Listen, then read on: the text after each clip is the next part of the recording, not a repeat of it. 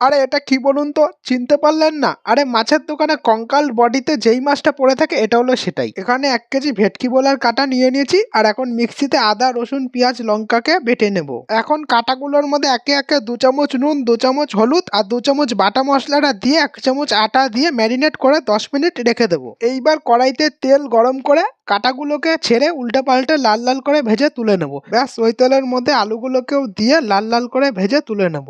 এইবার কড়াইতে যেটুকানি তেল বেঁচে থাকবে তার মধ্যে 2 চামচ জিরে 2টো শুকনো লঙ্কা আর একটা তেজপাতা ফোড়ন দিয়ে 2টো পেঁয়াজ কুচি দিয়ে একটু বাদামি করে ভাজা হয়ে আসলেই বেটে রাখা মশলাটা দিয়ে 1 চামচ করে নুন হলুদ লঙ্কার গুঁড়ো ধনের গুঁড়ো জিরের গুঁড়ো দিয়ে একটু নেড়ে চেড়ে 2টো টমেটো কুচি দিয়ে দেবো। এইবার টমেটোগুলো গলে গেলেই যখনই দেখবো মশলার গায়ে দিয়ে তেল ছাড়তে শুরু করে দিয়েছে তখনই আলুগুলোকে দিয়ে একটু নেড়ে পরিমাণ মতন জল দিয়ে 1 চামচ গরম মশলা গুঁড়ো দিয়ে দেবো। এইবার মাছের কাটাগুলোকে দিয়ে ওপর দিয়ে ধনেপাতা ছড়িয়ে 10 মিনিট ঢাকা দিয়ে নামিয়ে নিলেই রেডি কঙ্কাল ভেটকি বোলা।